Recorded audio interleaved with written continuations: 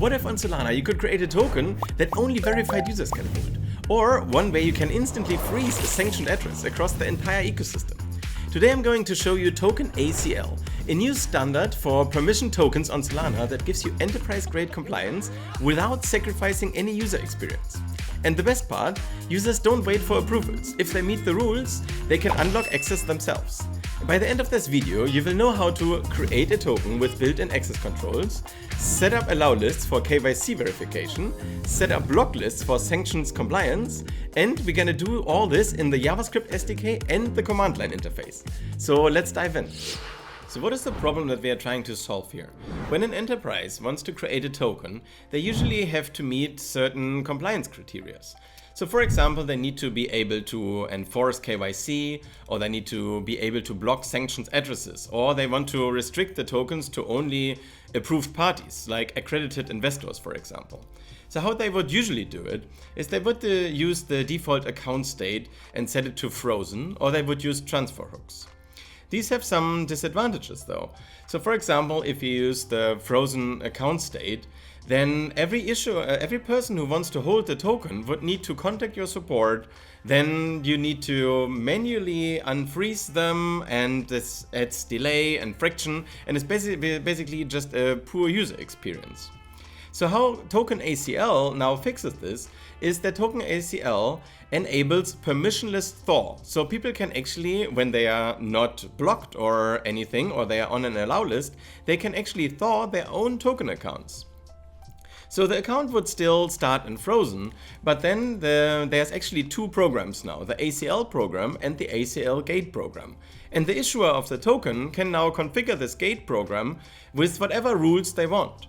And then people can actually unthaw or unfreeze and thaw their own token accounts immediately. So there is actually no friction at all anymore. So now let's look at how this is actually built. The architecture of Token ACL is actually pretty straightforward, and most of the complexity will actually be taken away from you by the SDK or the CLI. But let's look at how this actually works. So what I would do is I would create a normal token with the Token 22 program, and then I create a mint config with the Token ACL program.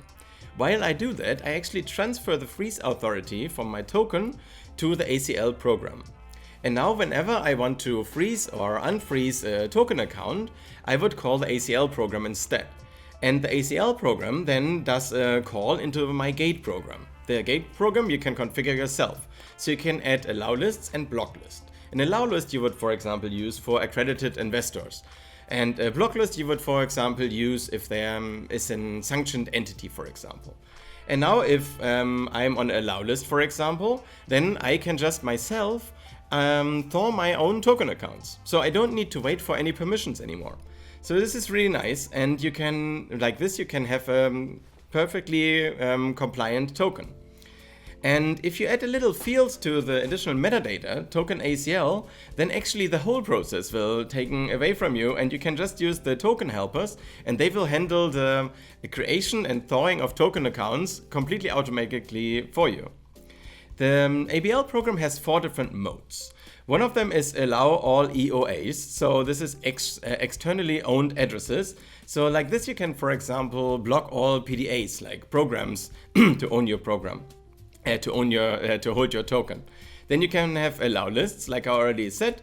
You can, for example, allow a list of accredited investors. And then you can have a block list, which is good for compliance, for sanctions, for example. And you can also combine both of these lists. So the programs are both already deployed to DevNet and will soon also be on mainnet. So the Token ACL program and the ABL program. But you can also write your own gate program if you need specific logic here.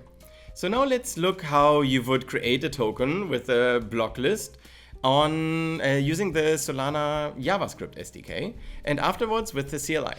So to make it easy, I actually created you 3 examples that the repository you can find in the guide as a link. And the first of them is allow list using the token helpers. Second one is a block list, and the third one is a composite list where you have like allow and block list combined. So first of all, you start your local validator, and you can clone the programs from DevNet, or you can directly use the programs that are already deployed and directly work on DevNet. So now I'm gonna run one of these examples, And we're gonna look at all the different steps. So the first step is we are creating our token with the default state frozen. Then we are creating an ACL config. So if you remember correctly, this will actually transfer the freeze authority to the ACL program. Then we create an LBA list, ABL list, and we set it to allow all externally owned addresses. Then we enable permissionless thaw. And then in the end, we are actually thawing our own token account. So let's quickly look at this transaction here. And if I scroll very much to the bottom, I can see here I actually thawed my own token account. So this is working. So now let's look at how at the code and how this would look like for a block list. So here we have all the different steps in the guide. And the first thing we do is we create the token with ACL. So we are just creating a normal token 22 token. Here we can see it has a token name, it has a symbol, a URI, and this additional metadata field for the automation with the token helpers. Then here we are adding all the instructions. So we are creating an account, we are initializing the mint and so on. So this is super standard. And then we create our ACL config. So here we are creating the config and we are saying that the gating program should be our ABL program address. This is just using the gate program that is already deployed. So you don't need to do anything there. Only if you want very special logic. Otherwise, you just use the ABL gate program that's already deployed. And now we are creating a block list. So here we can see we are creating a list and we set the mode to block, which means that if we want to block someone, we just add his address to the block list. And then he will not be able to thaw token accounts anymore. Now we enable permissionless thaw. So here we go in and we say thawing permissionless should be enabled and freezing permissionless should be disabled. And now the user can call this function, create thaw permissionless idempotent instruction with matters, and now he can unfreeze his own token account. And this step here is maybe a bit not so nice for the users. So you can also use the Solana token helpers to automatically thaw. So here we could just say create and conform associated token account, and everything else will be handled in the background and it will automatically be thawed if the token is not on the block list, if the token owner is not on the block list.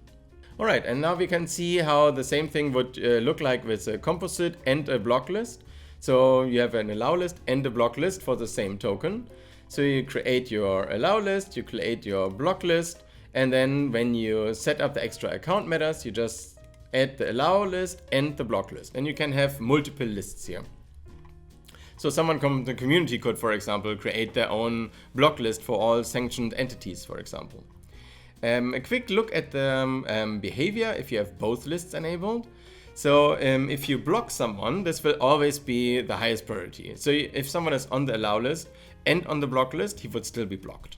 I think that makes sense. So before we create our own token with the CLI, let's look at all the use cases.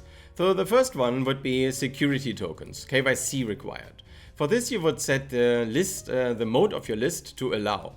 So you would have a list of multiple wallets which are allowed to hold your token. Then sanctions compliance, you would set your list to block. So you could, like, every wallet that you put on the block list would not be able to thaw their token accounts and hold your token. Then PDA protection, so allow all externally owned addresses. For that you would say set your mode to allow all EOAs.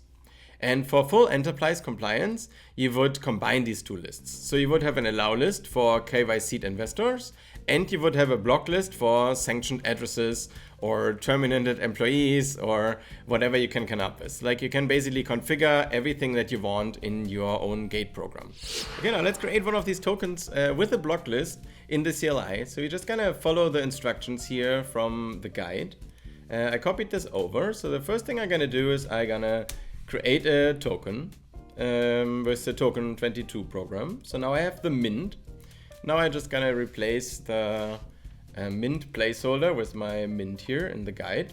And now the first thing we want to do is we initialize some additional metadata. So I just copy this guide and we call our token compliant token, symbol will be comp, and we don't put any URI. Now we update our metadata, so we set actually the token ACL to the gate program that is already deployed on DevNet. Now let's have a look at this token. So we just use SPL token display. And now we can see our token is created. It has default state frozen for token accounts. We have a metadata pointer and we have our token ACL additional metadata. Now we are creating the config. So if you remember correctly, this creating the config will now actually transfer the freeze authority to the ACL program. So the config was created successfully. So now we are creating a new list, which will be in mode block. So this will be a block list. Now we can see that the block list was created, and now we apply this block list to our token. So I copy the list config and set this. So now our token is already created and has now a block list. Next thing we want to do is we enable permissionless thawing of token accounts. So that we also have enabled now. And now we can add our own wallet to the block list. So I add this to the block list. Oops. And now I'm on the block list. So now I will not be able to create my own token account. Let's see if this actually fails. So we can see the user, I wasn't allowed to do that. And now if I remove myself from the block list again, so I copy the block list again, I remove myself from the block list. Now I should be able to actually create my own token account. So now we can see that I have now a token account.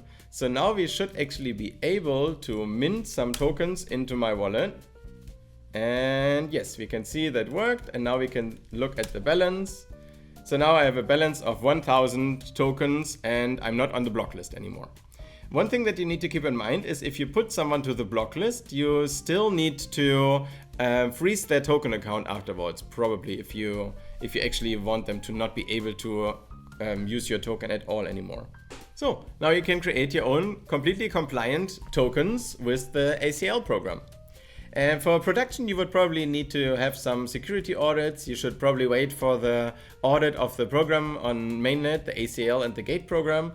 You need proper key management. You need to check the regulations in your country. You need to properly organize your list management and so on. But yeah, now you can create compliant tokens. And your next step could be, try out the different examples in the workshop, create your own token, try it out on DevNet. You can read the implementation of the ACL and the ABL gate program. You can write your own gate program if you have some specific things, like you need to be have permissionless freeze as well, and so on. You can try integrate it into DeFi. It should work because it's just a normal default state extension. And you can also read and the SRFC 37 and also go into the discussions if you want to have changes to it. But yeah, try it out yourself. Have your token compliant with KYC requirements, sanction requirements, everything is there. If you want me to cover any other financial instruments, please let me know and subscribe to my channel if you're interested in Solana development. See you in the next one. Bye bye.